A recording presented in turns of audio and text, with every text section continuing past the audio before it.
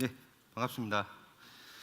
예, 매번 레딧 포럼을 할 때 보통 제품 소개 이런 걸 많이 했었는데 이번에는 제가 이제 좀 더 재밌는 주제를 좀 선택을 했습니다. 그래서 혹시 지금 오픈 보이스위치라는 걸 알고 계시는 분 한번 손을. 예, 뭐 한국 분들이 사실 좀 많이 부끄러움을 타셔갖고 손을 잘 안 들어주시는데 아마 손 드신 분 빼고 다 쓰시는 걸로 생각하고 한번 얘기를 해보겠습니다. 우선 클라우드라는 걸 도입하기 위해서 뭘 고려해야 될까를 좀 얘기를 하려고 사실 뭐 그림하고는 별로 상관없습니다. 그냥 보시라고 얘기하는 거고 저희 보면 어떻게 내가 이제 클라우드로 옮겨갈까라는 얘기를 그냥 하고 싶은 거고요. 일반적으로 이 클라우드라고 하면 이제 클라우드 워크로드라는 걸 생각해야 되는데 일반적으로 클라우드는 어떤 하나가 죽어도 된다는 가정하에 구축을 하는 거죠. 클라우드는 안에 있는 운영되는 인스턴스가 죽어도 서비스가 죽지 않는 아키텍처를 만드는 게 중요합니다. 그거는 인프라 기술이 그걸 해준다고 생각하지 마시고 내 어플리케이션 레벨에서 이 서비스가 어떻게 죽지 않고 구성이 되고 운영이 될까를 고민을 해야 되는 거거든요. 그렇다면 보통은 우리가 운영하는 시스템들은, 레거시한 시스템들은 데이터가 다 로컬에 대부분 저장됩니다. 뭐 DB가 따로 존재할 수도 있겠지만 또는 이제 데이터를 뭐 센이나 나스 같은 곳에 저장하기도 하죠. 자, 그런 구조라면 사실은 이 시스템이 죽어도 데이터는 다른 곳에서 가져갈 수 있는 그런 구조입니다. 그래서 보통 이런 인스턴스가 스테이트리스 해야 된다고 얘기하죠. 자, 그냥 우리가 오픈스택에서 얘기하는 인스턴스라는 얘기 자체도 잠시 생겼다가 없어질 수 있다는 의미로 인스턴스라는 거거든요. 그리고 이제 오픈스택에서 이제 보통 클라우드에서 얘기하는 용어가 VM을 뭐 인스턴스를 터미네이트 한다고 그러죠. 딜리트 하지 않고 터미네이트 한다. 서비스를 터미네이트 하듯이 그 인스턴스의 서비스를 종료한다는 의미죠. 자, 그렇다면 이 클라우드로 가기 위해서는 기존에 우리가 운영하고 있던 서비스나 어플리케이션들이 클라우드로 가려면 구조가 공유 스토리지나 또는 분산 스토리지나 오브젝트 스토리지나 이런 곳에 데이터를 저장해야 되는 구조여야 되고요. 그 인스턴스가 서비스를 실행하고 있는 실제 바이너리가 돌고 있는 애들은 언제든지 죽어도 된다는 거죠. 뭐 한두 개가 살아있으면 서비스가 유지될 수 있는 그런 구조를 가져야만이 우리가 클라우드로 클라우드 가도 문제없이 운영할 수 있다고 이렇게 얘기할 수가 있을 겁니다.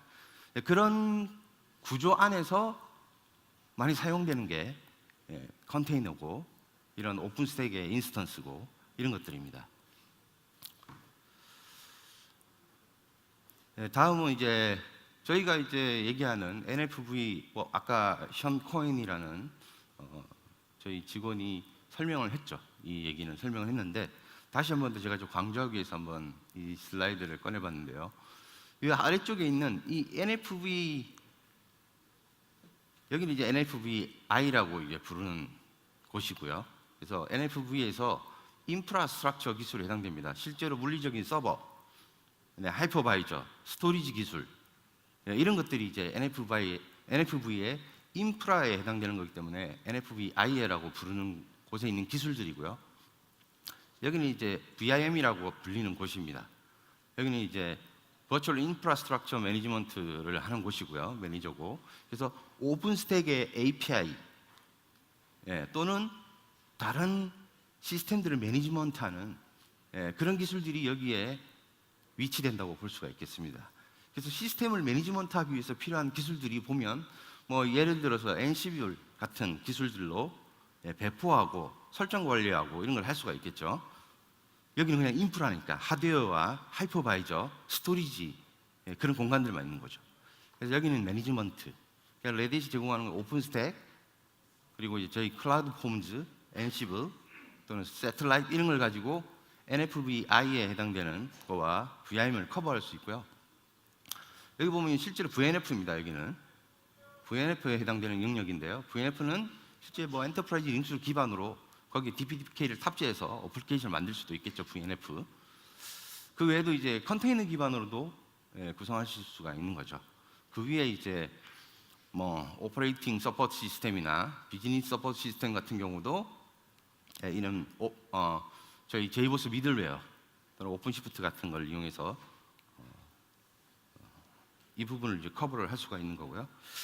실제 제가 뭐 얘기하려고 하는 내용들 중에서 저희 이제 오픈스택에 보면 레드햇 오픈스택은 세 가지가 안에 포함되어 있습니다. 첫 번째는 오픈스택 플랫폼이라는 오픈스택 기술이 있고요.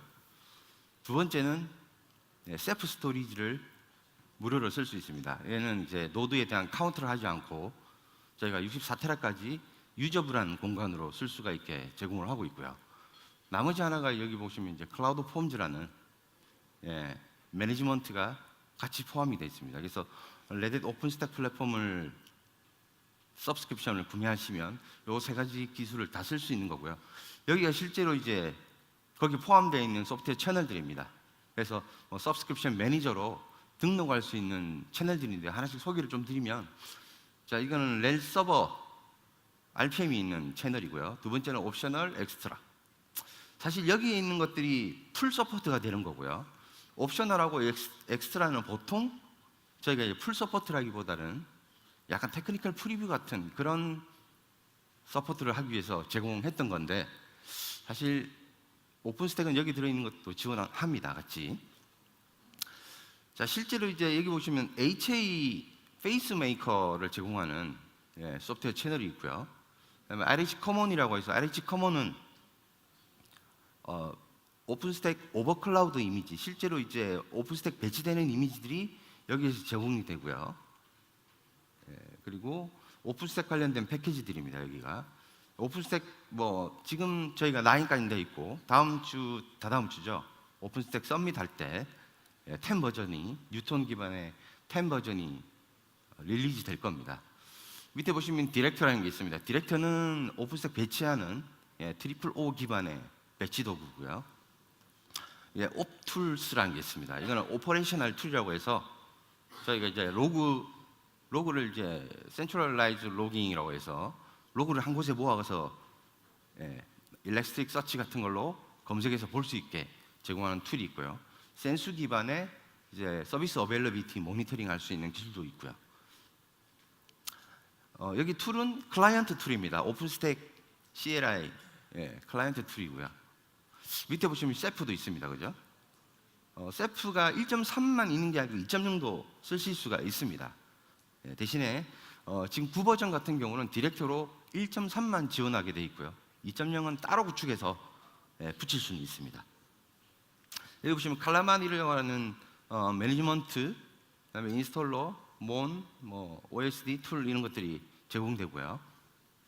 밑에 보면 이상한 게 두 개 있죠. 평소에 보지 못하던 채널들이 있습니다. 이 패스트 데이터 패스라는 거는 저희가 제공하는 게 이제 지금 얘기할 OVS DPDK가 이 채널에 들어 있습니다. 하고 HTB라고 되어 있는 게 있는데요. 이거는 하이터치 베타입니다. 뭐냐면 좀 더 높은 버전의 업스트림하고 가까운 버전의 소프트웨어가 여기 제공된다는 거죠. 뒤에 이 부분에 대한 설명을 좀 드릴 거고요. 자, 여기 보면 NFV라는 게 또 있습니다. 저희가 오픈스택을 제공하면서 NFV용으로 쓰기 위해서 제공하는 것 중에 하나가 리얼타임 KVM인데요. 아직 테크니컬 프리뷰로 저희가 제공하긴 하는데, 이 리얼타임 KVM을 지원하는 커널을 따로 제공합니다. 이 채널을 통해서. 그래서 예를 들어서 이제 NFV로 사용되는 VLAN 같은 그런 워크로드에는 이런 리얼타임 KVM 기반의 하이퍼바이저 컴퓨터 노드에서 운영되는 게 좋겠죠. 그래서 이런 채널들을 오픈스택에서 제공을 한다는 거죠. 자, 그럼 이제 DPDK가 뭔지를 좀 설명을 드리면, DPDK는 얘기는 아마 많이 들어보셨죠. DPDK는 여기 나오는 것처럼 아주 빠른 패켓 처리를 위한 라이브러리고 드라이버입니다. 단순하죠, 그죠? 라이브러리와 드라이버. 뭔가를 해야 된다는 얘기죠. 개발을 누군가가 이걸 가지고 그냥 막 쓸 수 있다는 건 아닙니다. 뭔가 만들어져 있다는 건 아니고요.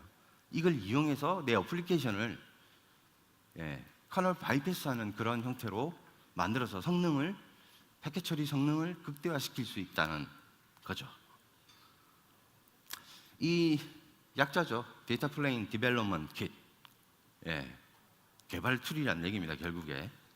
자, 어떤 아키텍처에서 이런 걸 지원하느냐? 인텔 X86, ARM, 파워 이렇게 다 지원을 하고 있지만 현재 이제 대부분 X86에서 많이 사용이 되는 기술이고요. FreeBSD도 쓸 수 있지만 여전히 아직 좀 실험적인 상태입니다. 라이센스는 BSD 라이센스를 따르고 있고요. 자, 여기 보시면 이제 멀티코어 프레임워크, 휴즈 페이지 메모리, 링 버퍼, 폴모드 드라이버, 이게 사실은 핵심입니다. 핵심 기술이라는 거죠. 자, 휴즈 메모리가 필요한 이유는 리눅스가 일반적으로 메모리 처리할 때 기본 단위가 4K죠. 4K 단위로 컨텍스트 스위칭이 일어납니다. 그죠? 메모리를 처리하는. 근데 휴즈 페이지를 쓰게 되면 2메가든 1기가든 그 단위로 이제 처리한다는 거죠, 한 번에. 그러면 훨씬 더 CPU를 쓰지 않겠죠. 4K 단위로 계속 CPU를 호출했었는데 2메가 단위로 CPU를 호출한다는 얘기입니다. 그만큼 CPU를 안 쓰기 때문에 어플리케이션이 그걸 CPU를 쓰게 해서 어플리케이션 성능을 높이는 거죠, 일종의. 자, 커널을 바이패스하는 기술입니다. 일종의 이 기술은 링버퍼, 폴모드 드라이버. 예를 들면 이제 보통은 이제 어떤 어플리케이션들이 뭔가를 행위를 할 때 하드웨어하고 인터럽트 할 때 보통 이벤트 기반으로 합니다. 폴모드를 하면 계속 돌고 있다는 거죠. 대기하고 있다는 거죠. 들어오면 바로 처리하고 들어오면 바로 처리하고. 이런 형태이기 때문에 훨씬 더 좋은 성능으로 패킷 처리를 할 수 있다는 그런 의미고요. 뭐가 아닌가? 아닌 거는 사실 이건 네트워킹 스택이 아닙니다. 그죠? 어떤 하나의 네트워크를 만들기 위한 만들어져 있는 그런 스택이 아니고요. L3 포워딩 지원하지 않고요. IPsek이나 방화벽 기술 이런 거 지원하지 않습니다. 실제로 이제 이 DPDK를 가지고 악셀레이팅한 OVS는 커널에서 제공되는 어떤 기술들을 잘 못 씁니다. 쓸 수 없습니다. 예를 들어 방화벽, IP 테이블즈 이런 기술들 못 쓴다는 거죠. 아주 제한적인 상태라는 겁니다. 그렇지만 내가 성능을 극대화하기 위해서 다 버릴 수 있다면 써도 되겠죠. 자, 지원되는 닉들은 이 페이지 가보시면 나옵니다. 특히 여기에서는 주의할 점이 사이트에 가서 꼭 지원되는 카드의 모델들이 있습니다. 그 모델들을 꼭 확인하고 모델을 확인하고 나서 내가 가진 카드가 그걸 지원하는지 먼저 체크를 해보셔야 된다는 거죠. 기본적으로 인텔 텐지 카드들 다 지원한다고 이제 생각하시면 되고요. 그래서 여기 나와 있는 이런 드라이브를 사용하는 닉들은 DPDK를 사용할 수 있다라고 일단 생각하시면 됩니다. 아니면 그걸 잘 모르겠으면 하드웨어 벤더나 OS 벤더에 물어보시면 되겠죠. 자, 이 DPDK Accelerated Open vSwitch, 이름도 길고 한번 발음하는데 호흡도 길어집니다. 불편하죠. 원래는 DPDK라고 불리던 게 있습니다. 2014년도 11월에 없어졌습니다. 원래는 오픈 vSwitch 프로젝트에서 그 소스 코드를 포킹해서 DPDK가 이네이블 되어 있는 오픈 vSwitch를 따로 만들고 있었죠. 그 이름이 OVDK라고 불리고 있었는데요. 그걸 드랍하고 그냥 오픈 vSwitch 프로젝트에 다 넣어버린 겁니다. 같이 개발되고 있는 거죠, 지금. 그래서 그냥 오픈 vSwitch가 있는데, 프로젝트가 있는데 그 안에 DPDK를 지원하는 오픈 vSwitch로 턴온 할 거냐 아니면 그냥 오픈 vSwitch를 쓸 거냐 이렇게 결정을 할 수가 있는 겁니다. 자, 보통은 이제 이렇게 생각합니다. 이 OVS DPDK 환경으로 내가 컴퓨터 노드를 만들면 VM도 그럼 DPDK를 써야 되나? 아니다라는 겁니다. 컴퓨터 노드는 OVS DPDK를 쓰지만 인스턴스는 그냥 일반적인 OS 위에 그냥 일반 어플리케이션들도 동작을 합니다. 이거는 오픈 vSwitch가 패킷 처리를 하는데 DPDK를 써서 가속화했다는 얘기입니다. 전혀 위에 있는 레벨하고는 무관하게 단독으로 구성해서 쓸 수 있는 그런 기술이라고 생각하시면 됩니다.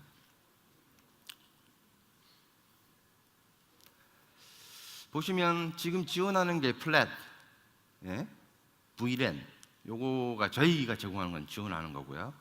VXLAN도 사실은 커뮤니티에서는 뭐 실험적으로 쓰고 구성해서 만들어보고 하긴 합니다만 저희는 아직 VXLAN을 권장하지는 않습니다. 권장하지는 않고요. 자, 지원되는 이 V4i라고 해서 버추얼 펑션 I/O를 지원하는 폴모드 드라이버가 있습니다. 2000, 이닉 뭐 이런 것들을 지원하고 있고요. 자, 구조는 이렇습니다. 폴모드 드라이버라 하면 얘는 커널에 존재하는 드라이버가 아닙니다. 커널에서 빠집니다, 실제로. 우리가 예를 들어서 인텔 10G 카드 같은 걸 사서 올려보면 IXGB라는 모듈로 탁 올라옵니다. 커널 레벨에서는 이제 그걸로 보이는 거죠, 이 드라이버가. 근데 DPDK를 쓰게 되면 이 커널에서 이 디바이스 드라이버를 빼냅니다. 그러니까 이 드라이버를 안 쓰게 그 디바이스를 빼내서 얘는 DPDK가 쓰는 폴모드 드라이버라는 걸로 매핑을 합니다. 나중에 이제 그런 과정이 나오는데 그때 좀 설명을 드리고요. 이 폴모드 드라이버하고 실제로 이제 이 DPDK V 호스트 유저라는 포트, 오픈 vSwitch의 이 타입으로 포트를 생성하는데 이 포트하고 실제로 VM이 가진 버타이어 포트 이렇게 연결이 되는 구조입니다. 여기는 컨트롤러는 굳이 이걸 구성하지 않습니다. 왜? 이걸 구성해놓고 이걸 가지고 이제 LC를 태운다거나 뭐 그런 구조를 가지는 게 아니고 오로지 프로바이더 네트워크에서 사용하는 케이스가 대부분이고요. 텔코 또는 NFV 환경에서는 플로팅 안 씁니다. 그런 구조를 가져갈 필요가 없습니다. 왜? 닫힌 네트워크에서 구성되는 서비스잖아요. 그렇기 때문에 그런 거고요. 자, 저희가 아직은 디렉터리에서 설치가 안 되는데 10부터는 이제 이 구성을 할 수 있도록 지원한다고 합니다. 여기 보시면 시큐리티 그룹 지원 안 되죠. QoS, 뉴트론 QoS 지원 안 되죠. IP 테이블즈 뭐 이런 것들 지원 안 된다는 얘기입니다. 자, 저희가 이제 이 오픈 vSwitch 뭐 패키지 이름은 OVS DPD, 오픈 vSwitch DPDK 정식 명칭 그렇습니다. 원래 패키지가 두 개가 제공됩니다. 하나는 그냥 오픈 vSwitch라는 패키지가 있고요. 두 번째는 이 뒤에 DPDK라는 게 붙은 게 제공이 되는 거죠. 그래서 일반적인 오픈 vSwitch를 쓸 때는 없는 걸 쓰는 거고요. DPDK 악셀레이팅 된 걸 쓰려면 이 패키지로 교체를 해야 됩니다. 오픈 vSwitch를. 자, 저희가 이제 사실 이 기술은 현재 테크 프리뷰입니다. 9버전까지는. 근데 지금 유통 기반의 10부터는 풀 서포트를 할 계획이고요. 한 2주 후에 보시면 아시겠죠. 그때 아마 어나운서가 날 테니까요. 아까 제가 채널에 대해서 설명드렸죠. 소프트웨어 채널 두 가지가 있죠. 하나는 패스트 데이터 패스 뭐 HTB라고 해서 하이터치 베타라는 거기에 들어있는 겁니다. 자, OVS 버전은 2.5, 지금은 2.4입니다. 지금 버전은 2.4인데 2.5로 제공할 거고요. DPDK 2.2 기반으로 되어 있는 거고요. 여기 갑자기 DPDK 자체 패키지는 16.04 뭐 이렇게 돼 있죠. 갑자기 떴습니다. 이게 어느 순간에 아마 100년을 내다보고 버저닝 하려고 이렇게 한 것 같아요. 여기 연도고요. 달입니다. 2016년 4월 달에 이 버전이 나왔다는 의미로 이 버저닝이 된 거고요. 그래서 제가 계산해 볼까 한 100년은 갈 것 같아요, 이게. 여기는 이제 실제 지금 제공되고 있는 버전입니다. 그래서 원래는 2.4인데 2.4.1이 지금 현재 들어가 있는 상태고요. 저희가 레일 7.3이 릴리즈가 되면 이게 그때 제공될 예정입니다. 그래서 아마 새로 새롭게 이제 최신으로 올라가는 기술들은 요 채널에서 요 패키지를 받아서 한번 테스트를 해보시면 되겠죠. 자, 오버뷰입니다. 실제로 이제 DPDK, OBS DPDK가 어떻게 구성되어 있는가? 아까 설명드린 것처럼 닉하고 폴모드 드라이버가 매핑이 되고요. 이 DPDK 포워딩이 되는 오픈 V 스위치에서 V 호스트 유저 포트를 이용해서 실제 인스턴스 안에 있는 버타이어 닉 포트하고 매핑이 되는 그런 구조고요. 기존의 오픈 V 스위치랑 크게 다른 구조는 아닙니다. 똑같은 구조입니다. 자, 이게 일반적인 오픈 V 스위치, 우리가 오픈 뉴트론에서 사용하는 오픈 V 스위치 구조입니다. 보면 VM이 V탭을 가지고 있고요. ETH0. 얘랑 실제 브릿지가 하나 더 있죠. 이 브릿지가 있는 이유는 시큐리티 그룹 때문이죠. 오픈 V 스위치는 현재 시큐리티 그룹을, 그러니까 IP 테이블즈를 태울 수가 없습니다. 근데 뉴턴이 되면 저희가 오픈 V 스위치 파이어월 드라이버라는 걸 제공합니다. 오픈 V 스위치에 실제로 바로 필터링하는 거죠. 이제 컨트랙이라는 기능을 가지고 이제 그걸 구현을 한 거고요. 그래서 뉴턴 기반일 때는 이게 필요 없어집니다. 이게 이제 앞으로 뉴트론의 OBS에서는 이게 아마 사라질 겁니다. 이 구조가. 그래서 이제 이 버트 INT라는 인티그레이션 스위치에 이 스위치의 모든 VM들의 어떤 실제 포트들이 연결되는 거죠. 그리고 이 스위치에는 실제 물리적인 뭐 VLAN이든 플래시든 이런 기반의 네트워크가 붙어 있든지 또는 이제 VXLAN 기반의 이 터널 브릿지가 붙어서 통신을 할 수 있게 되는 거죠. 이게 일반적인 구조인데 아까도 보여드린 것처럼 이 구조가 되는 겁니다. OBS DPDK는 실제로 물리 디바이스가 폴모더 드라이버를 사용하는 이 디바이스로 변환이 되고요. 이름이 이렇게 생성이 됩니다. 그리고 이 폴모드 드라이버로 생성된 디바이스가 연결되는 브릿지가 하나 생성이 되겠죠. 얘하고 페어 디바이스로 실제로 이제 BR 인티그레이션 브릿지에 이렇게 페어로 생성이 되고요. 실제 인스턴스하고 연결되는 거는 VHU, 이 이름으로 시작합니다. Vhost 유저라는 포트 이름이 저렇게 시작된다는 거죠. 이 포트가 하나씩 바로 다이렉트로 인티그레이션 스위치에 붙는 그런 구조입니다. 여기가 실제로 그걸 OBS VSTL 명령으로 쇼했을 때 이런 이름으로 보인다는 거죠.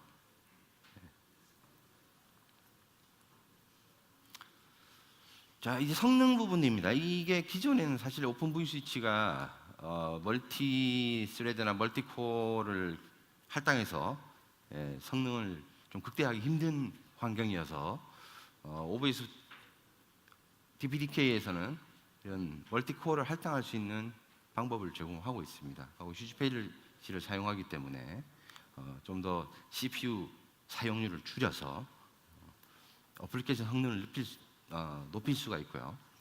현재 보통 일반적으로 한 10배 정도의 성능 향상이 있는 걸로 테스트 결과에서 이제 주로 많이 보고가 되고 있고요. 패킷 포워딩 같은 경우는 이제 1,500만 패킷 퍼 세컨드 정도 처리할 수 있는 걸로 얘기들을 하고 있습니다. 자, 이게 전체적으로 어떻게 구성하느냐입니다. 순서가 그렇게 많지 않죠. 많지 않은 것처럼 보이지만 실제로 해보시면 막 하다 보면 헷갈려요. 하다 보면 헷갈리지만 저희가 이제 여기 레딧은 사실 매뉴얼은 다 보실 수 있습니다. 매뉴얼은 저희 로그인 안 하셔도 다 볼 수 있게 공개되어 있거든요. 저희 보면 이제 Configure DPDK for OpenStack Networking이라는 요 매뉴얼 보시면 요거 내용들이 자세하게 아주 설명이 되어 있습니다. 그래서 이 문서를 좀 참고하시면 되고요. 세세한 부분들은 첫 번째로 해야 될 거는 컴퓨터 노드에 SE 리눅스를 다 꺼야 됩니다. 현재는 이 OBS DPDK를 쓰기 위해서는 SE 리눅스를 턴온 하면 안 됩니다. 다른 것들은 저희가 다 턴온 시켜서 구성을 하지만 아직은 이 기술은 안 돼 있는 상태고요. 컴퓨터 노드에 휴지 페이지 설정을 합니다. 보통 닉 개수에 따라서 좀 틀릴 수 있는데 보통 닉 하나에 한 1기가씩 할당해서 이렇게 사용을 합니다. 필요하다면 더 많이 어플리케이션을 따라서 이제 그 휴지 페이지 사이즈가 달라질 수가 있는 거고요. 하드웨어 레벨에서는 VTD를 이네이블 합니다. 하고 sRIB 켜져 있는 상태로 두고요. 커널 모드를 올릴 때 VFIO PCI라는 모드를 로딩을 해야 됩니다. 자, 오픈 V스위치 기존에 설치되어 있다면 오픈 V스위치 DPDK라는 패키지로 리플레이스 해야 되고요. 디플레이스 하는 명령도 뒤에 나올 겁니다. 하고 이제 DPDK 관련된 툴도 설치를 해야 되고요. 자, 여기 보면 DPDK 옵션이라는 게 ETC 밑에 보면 오픈 V스위치 설정하는 파일이 있습니다. 컨피그레이션 파일. 거기에 DPDK 언더바 옵션이라는 걸 설정을 해 주셔야 됩니다. 여기는 이제 누마 노드의 어떤 타겟에 어떤 CPU를 여기 피닝할 건지에 대한 그런 것도 결정해서 넣을 수가 있는 거고요. 자, 여기 보면 lstopo라는 명령이 있는데 저희가 이제 HWLOC라는 패키지가 있어요. 거기에 보면 lstopo라고 해서 CPU의 토폴로지를 쫙 보여주는 툴이 있습니다. GUI도 지원하고 텍스트도 지원합니다. 자, 이 명령을 딱 쳐보면 어떤 게 나오냐면요. 한 누마 노드에 있는 CPU 소켓에 있는 코어가 몇 개고 스레드가 몇 개고 그게 실제로 넘버링이 어떻게 되고 하고 여기 이 누마 노드에 속한 PCI가 어떤 PCI고 즉 이 누마 노드에서 사용하는 닉이 뭔지를 알 수가 있다는 거죠. 찾을 수 있습니다. 이 명령으로. 그래서 나중에 이제 CPU 피닝할 때 오픈 V스위치에서 사용할 닉을 결정해서 이제 피닝을 할 때 이걸로 먼저 찾아놔야 된다는 거죠. 그리고 이제 이 VFIO 닉 자체 우리가 이제 DPDK에서 사용할 닉을 바인딩을 하는데요. 두 가지 방법이 있는데 이게 좀 올드한 방법이고요. 얘가 새로운 방법입니다. 얘는 OS 부팅하고 사용자가 OBS를 기동하기 전에 얘를 실행해야 됩니다. 그러니까 OBS에 포트를 넣기 전에 이걸 실행해서 해야 되는데 이 드라이버 CTL은 부팅되면서 자동으로 넣어줍니다. 폴모드 드라이브를 쓸 수 있게 넣어주는 기 때문에 현재는 이제 이 방법이 많이 권장되는 상태고요. 그리고 이제 오픈 V스위치 에이전트 파일에 이 V호스트 유저 지원에 대한 설정을 해야 되고요. 그리고 이제 오픈 V스위치 브릿지에 데이터 패스 타입이 NetDV 이런 거 설정되어 있어야 됩니다. 그리고 이제 패스로 그러니까 sRIB 기술 같은 걸 쓰기 때문에 이 PCI 패스로 필터를 이 두 가지 필터를 컨트롤 로드에 설정하는 겁니다. 노바 스케줄러에서 이 필터를 가지고 스케줄링 하기 때문에 이 필터가 꼭 nova.conf 컨트롤러에 있는데 설정되어야 되고요. 자, 요거는 휴지 페이지를 인스턴스 레벨에서 쓸 수 있게 해주는 명령입니다. 그래서 플레이버에 요 엑스트라 스펙 정보를 넣어주게 되면 인스턴스는 휴지 페이지 기반으로 자기 메모리를 할당합니다. 그리고 이제 유마스크 같은 걸 좀 수정을 해야 되는데요. 전체적인 아주 상세한 설정은 저희 매뉴얼을 보시면 되고요. 이런 과정으로 구성이 되는데 좀 편한 건 아니죠, 그죠? 좀 불편하긴 합니다, 아직은. 자, DPDK 옵션에 대해서 좀 설명을 드릴게요. 이게 사실 저희 원래 매뉴얼에도 자세하게 설명이 안 돼 있어서 제가 이거를 좀 자세하게 설명을 해달라고 매뉴얼에 수정을 제가 요청을 했고요. 그래서 이걸 설명 좀 드리면 이런 형태로 이제 DPDK 옵션을 오픈 V스위치 설정 파일에 넣어줘야 되는데 -L은 바인딩할 오픈 V스위치에서 쓸 코어를 지정하는 겁니다. 코어를 지정하는 건데 실제로 이 코어를 지정하는 게 로지컬 CPU입니다. 0번부터 128까지 지정할 수 있고요. 아까 말씀드렸던 lstopo라는 명령으로 어느 닉이 어느 소켓에 있는지 찾아서 거기 있는 코어 중에 일부를 여기에 데디케이트하게 할당을 해주는 거죠. 두 번째는 이제 메모리 채널입니다. 이거는 실제로 물리적으로 각각의 누마 노드에 있는 메모리 슬롯에 있는 채널, 그 정보를 알아야 되는데 보통 디폴트로 그냥 두시면 됩니다. 4로 되어 있고요. 이 정보를 찾기 위해서는 DMI 디코드 명령으로 이렇게 실행하시면 몇 개의 메모리 채널이 있는지 확인하실 수 있고요. 그 어떤 메모리 채널에 실제 메모리가 이렇게 연결되어 있는지 확인할 수가 있습니다. 자, 이 서킷 램은 실제로 이 주지 페이지 메모리를 오픈 VCH에서 쓸 수 있도록 할당하는 그런 설정입니다. 여기에 보통 소켓별로 누마 노드별로 설정을 해준 겁니다. 1기가 1기가 이렇게 설정을 해준 겁니다. 자, 이거를 설정을 하지 않으면 모든 휴지 페이지가 다 사용됩니다. 그래서 여기 밑에 아주 조심해야 된다고, 설정을 꼭 하셔야 된다고 제가 적어놨습니다. 자, DPDK 닉 바인드는 실제 이제 커널에서 사용되고 있던 그 닉 드라이버가 이제 그 실제 PCI 주소를 가진 그 닉을, 물리 닉을 이제 사용할 수 있도록, 커널이 사용할 수 있도록 해주잖아요. 이걸 빼내서 폴모드 드라이버가 쓸 수 있도록 바꿔주는 그런 툴입니다. 여기 보시면은 먼저 타겟을 어떤 닉을 쓸 건지 찾아야 되겠죠. 이거는 이제 LS PCI 명령으로 이더라고 치시면 이더넷 디바이스만 쫙 그랩이 됩니다. 그 중에 어느 카드인지 찾아야 됩니다. 그걸 찾는 방법은 어렵겠죠. 근데 그렇게 어렵지 않습니다. 자, 보통 우리가 알고 있는 보통 지금 네이밍 룰 자체가 뭐 P1, P1 뭐 이렇게 나가는 게 있고요. 뭐 ENS, EN 뭐 이렇게 나가는 게 있죠. 보통 PCI 슬롯이 연결되어 있는 것들은 P1, 뭐 P2 이렇게 되어 있습니다. P1이 뒤에 보시면 카드에 1, 2, 뭐 PCI 슬롯이 1, 2, 3, 4 이렇게 되어 있죠. 그 번호가 P1입니다. 앞에 있는 P1. 뒤에 있는 P1, P2는 포트 1, 2 이걸 이제 얘기하는 거고요. 자, 그러면 이더 툴 명령으로 -i로 그 디바이스를 직접 딱 지정을 해보면 어떤 PCI 주소를 쓰는지 딱 나옵니다. 거기서 그걸 가지고 이 디바이스가 이 PCI 주소를 가졌구나 라는 걸 알 수가 있는 거고요. 거기서 찾아서 매핑을 해주는 겁니다. 스테이터스 하면 실제 지금 바인딩 되어 있는 상태를 보여주는 거고요. 여기는 실제 이 0400.0이라는 이 PCI 주소의 닉을 VFIO에서 쓸 수 있도록 매핑한다는 거죠. 폴모드 드라이브로 쓸 수 있도록 매핑한다는 거죠. 이건 다시 이건 주소지만 얘는 그냥 닉 이름을 그냥 지정한 거죠. 이렇게 해도 됩니다. 둘 다 써도 된다는 거죠. 자, 원래대로 돌릴 때는 이 바인드를 실제 자기의 어떤 그 디바이스가 사용하고 있는 드라이버로 IXGB이면 딱 지정하면 다시 원래 커널 모드 드라이버로 전환이 됩니다. 자, 이게 힘드니까 좀 더 쉽게 할 수 있는 방법이 있습니다. 드라이버 CTL이라는 게 들어있는데요.